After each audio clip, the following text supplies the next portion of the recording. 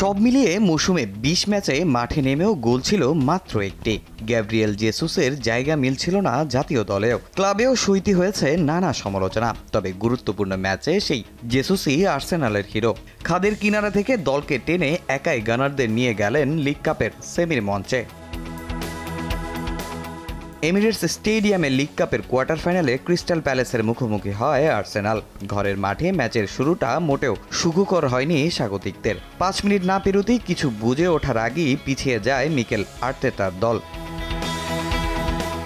গোলশোধে মরিয়া হয়ে যায় গানার্স। ১০ম মিনিটে সম্ভাবনা জাগলেও তাতে গোল হয়নি। ৩১ মিনিটে রাহিম স্টার্লিংয়ের দুর্দান্ত ফ্রিকিকটাও সেভ করেন গোলরক্ষক।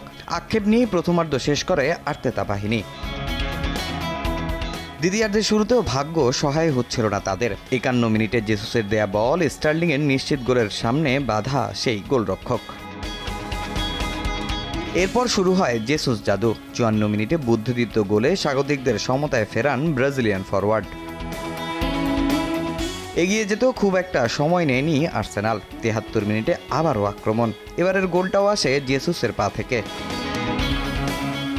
দিনটা ছিল কেবলই ব্রাজিলিয়ান ফরওয়ার্ডের। ৮১ মিনিটে দারুণ গোলে তুলে নেন আর্সেনালের জার্সিতে প্রথম হ্যাটট্রিক। আর তাতেই সেমির টিকিট নিশ্চিত করে আর্সেনাল। ৮৫ মিনিটে এনকেতিয়া ১ গোল শোধ করলেও আর্সেনালের জয়ে তা বাধা হয়নি।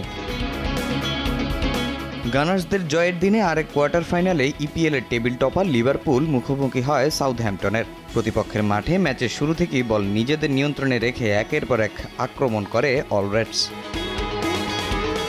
২৪ মিনিটে কোডিকে এক পর দেয়া বল থেকে দলকে লিড এনে দেন ডারউইন নুনেজ।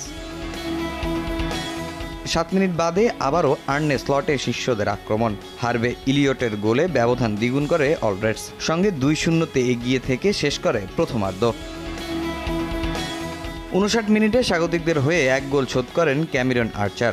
এরপর বেশ কিছু আক্রমণ করলেও আর জালের দেখা পায়নি তারা। ২-১ ব্যবধানের জয় নিয়ে সেমিতে ওঠে লিভারপুল। তামিম হোসেন, সময় সংবাদ।